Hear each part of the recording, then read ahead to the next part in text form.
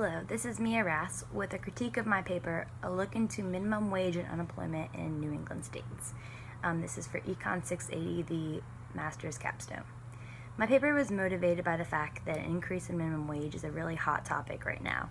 Over the past couple of years, the Obama administration has tried to increase the federal minimum wage. They tried to pass the Fair Minimum Wage Act of 2015 that would increase the federal minimum wage to $10.10 an hour. While this did not pass, they have had a hand in influencing the minimum wage increase in many states, including Washington, D.C., over the last couple of years. With the upcoming elections in November, this is still a very hot topic. Both parties have included this in their platform. The Republicans believe that an increase in minimum wage will lead to an increase in unemployment, whereas the Democrats believe that an increase in minimum wage will in fact affect the workers, giving them a higher standard of living. For this reason, I think it's important for econometrists to study this topic in order to supply some data and in order to influence the policies as they enter the office in November. They need to look at what will be best for the U.S. economy as well as the U.S. worker. My hypothesis for this paper is based on neoclassical economic beliefs that an increase in minimum wage will lead to an increase in unemployment. As costs to employers increase due to minimum wage, they will have to cut employees in order to continue to maximize their profits. There's currently a disagreement in the economic field between theoretical models based on these neoclassical economic beliefs as well as what is seen through empirical studies. Supply and demand models of labor markets show that increased minimum wage would act as a price ceiling that would decrease the demand of labor while increasing the supply of labor, as currently unemployed workers want to get back into the field because the minimum wage is increased. So now the demand of labor is not only less than the equilibrium demand of labor before the increase in minimum wage, it is now much less than the supply of labor, therefore leading to a much higher rate of unemployment. The most cited and reviewed empirical study on minimum wage increases would be that of Card and Kruger from 1994. They looked at unemployment effects on the fast food industry in New Jersey as the minimum wage increased there, while holding Pennsylvania, where the minimum wage remained the same, as a control variable.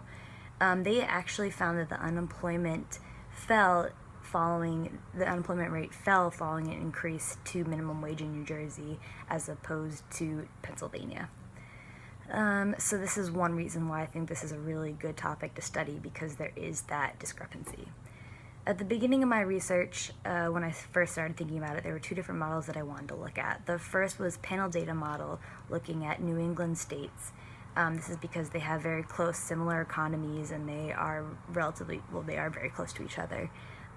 So I want to look at the years 2014, 2015, 2016, the unemployment rate as well as the minimum wage in those states. I've pulled all the data together and looked to see if there are any obvious patterns. As a side note, I was unable to run Stata regressions because I've never actually inputted data into Stata before, and I wanted to go to the CTRL lab on campus. And I had plans to go last week, but unfortunately work got in the way, and then I didn't realize it wasn't open on the weekends as it is during the academic year. So unfortunately I've not been able to pull that data or to run the regressions in Stata yet, but I'll be doing that next week. I'm sure I'll have a lot more outcomes after that. But from what I can just see visually, there does not seem to be any sort of correlations or trends that would at least prove my hypothesis correct. The one thing that I did notice is that the two states that that kept the same minimum wage actually had a decrease in unemployment, which would not verify my hypothesis nor that of the alternate hypothesis, which is very interesting. So I do look forward to that. My second proposed model of research was modeling that of Card and Kruger's, doing a difference between two states. I was looking at Connecticut and Massachusetts in the years of 2001 and 2002. This is because in those years, Connecticut increased the minimum wage by 30 cents, whereas Massachusetts kept theirs the same.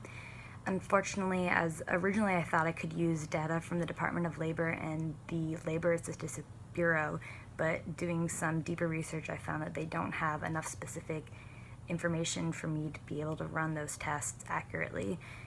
So I will actually suggest that in my paper as future economic research to be completed that I think would be very helpful in adding to the knowledge that we have on this subject. I do look forward to getting your critiques and seeing what else you have to or what you have to suggest for me to look into. Thank you and have a good night.